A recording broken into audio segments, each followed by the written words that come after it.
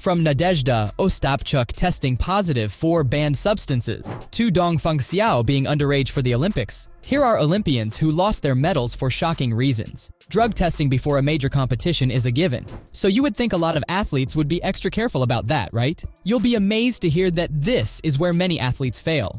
And one of them was Nadezhda Ostapchuk in the 2012 Olympics. Ostapchuk, who won the Olympic gold medal in women's shot put back in 2012, got busted for using a banned steroid. Turns out, 2 urine samples were taken from her before and after the competition, tested positive for a substance called methanolone. The International Olympic Committee wasn't having any of it and decided to strip her of the gold medal. That's a big blow. And an even bigger shocker was that the gold medal was then awarded to Valerie Adams from New Zealand. She had won the event in 2008 too, so she was no stranger to the podium.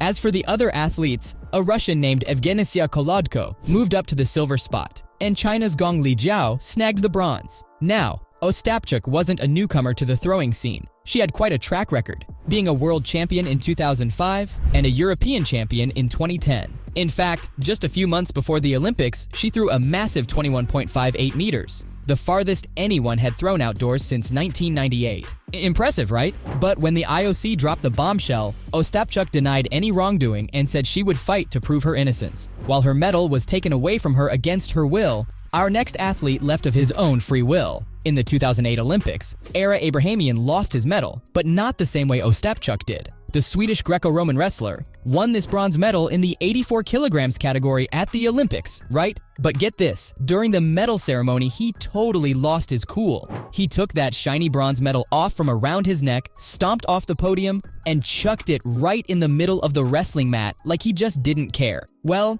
as you can imagine, the IOC was not too happy about it.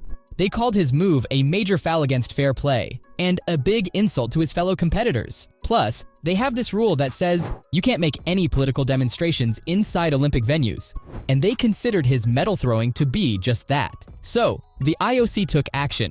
They disqualified poor Abrahamian, took away his bronze medal, and even snatched his Olympic accreditation. That means he's out of the games and can't even enter any Olympic venues or the athlete's village. And get this, they didn't even give his bronze medal to anyone else. To make matters worse, the IOC told the Swedish Olympic Committee to make sure this decision was enforced. And they also put pressure on the Wrestling Federation to take any further action they deemed necessary. So it was a pretty tough situation for our fiery wrestler friend, but not as much as it was for the next athlete. Testing positive for drugs is one thing, but Tyler Hamilton took it one step further in the 2004 Olympics. The American cyclist won the gold medal in the 2004 Olympics, but in 2011, he did something pretty unexpected. He decided to hand over his shiny gold medal to the United States Anti-Doping Agency. Now, why on earth would he do that? Turns out he came clean about using performance-enhancing drugs during his cycling career. Hamilton used to be buddies with the legendary Lance Armstrong back in the day. They were teammates on the United States Postal Service team, and together they conquered the prestigious Tour de France multiple times. As you might recall, Armstrong won a whopping 7 tours in a row from 1999 to 2005. But when they tested Hamilton's blood, they found some suspicious stuff in there that didn't belong to him. Yep. It was a case of blood doping, where athletes sneak someone else's blood into their system to get an unfair advantage. What's even more scandalous is that Hamilton spilled the beans on Armstrong. He claimed that he had witnessed Armstrong inject himself with a banned substance called EPO, all to boost his performance and snatch those Tour de France victories. Talk about throwing your teammate under the bus. Hamilton isn't exactly a stranger to doping controversies himself. He's been slapped with doping sanctions not just once, but twice. And now, he's joined the ranks of other former teammates like Floyd Landis, who spilled the beans about Armstrong's doping shenanigans. Landis, poor guy, had his 2006 Tour de France title stripped away due to doping. Okay, this took a very serious turn, but let me tell you something surprising. Or maybe not that surprising. Athletes failing their drug tests are not as rare as you would think it is. Isabella Dragneva failed one during the 2000 Olympics. The Bulgarians got themselves into a drug scandal. You won't believe it, but they even had to kick the whole Bulgarian team out of the games. Talk about a major blow. So Dragneva, our gold medalist and the first ever women's weightlifting champ in Olympic history, got disqualified. And as if that wasn't enough, Sevdalin Minchev, the guy who bagged the bronze for the men's event, got stripped of his medal too. But hey, it's not all bad news. The IOC did the right thing by handing the women's gold over to Tara Knott from good old Stillwell Can. She became a superstar overnight, snatching the first American weightlifting gold in 40 years. Turns out, Dragneva and Minchev tested positive for furosemide, which is a sneaky diuretic that weightlifters sometimes use to flush out excess fluids from their system and make weight. It's banned, so they had to give up their medals and leave the Olympic Village with their heads hanging low. Just a couple of days before this mess, another Bulgarian lifter named Ivan Ivanov had his silver medal snatched away for testing positive for the same diuretic. To make matters worse, the International Weightlifting Federation stepped in a few hours after the IOC expulsions. They weren't messing around either, kicking the entire Bulgarian team out of the games and even suspending their national body for a whole year. That's gotta hurt, because the pressure at the Olympics is insane. It doesn't matter which sport you're part of. It could be weightlifting or gymnastics, but it's scary with everyone counting on you. And Andrea Raducanu felt this in Sydney back in 2000. The Romanian gymnast totally rocked the all-around gymnastics competition. She even won the gold medal, but she tested positive for a banned stimulant. So the big guys at the IOC decided to take away her shiny gold medal.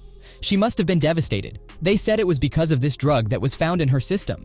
Now, our gymnast isn't just talented, but she's also got looks that people say remind them of the legendary Nadia Comaneci. Quite the compliment, I must say. But even with all that talent and beauty, rules are rules, and the IOC had to make a tough call. The IOC's medical commission recommended taking away the medal, and the executive board of the IOC agreed. The team doctor who gave her the drug, which was hidden in 2 cold medicine pills, got the boot from the games. Not only that, but they also suspended the doctor from the 2002 Winter Games in Salt Lake and the 2004 Summer Games in Athens. The whole thing was confirmed by Thomas Bach, who's on the IOC's executive board. So they made their decision, and that poor gymnast had to say goodbye to her gold medal. And there aren't just drug tests you have to look out for during the Olympics. It's also the other rules, such as the age limit. Dong Fengxiao faced the consequences of that the most in Sydney the same year. Chinese fans were super angry when they found out their gymnast got stripped of her Olympic bronze medal.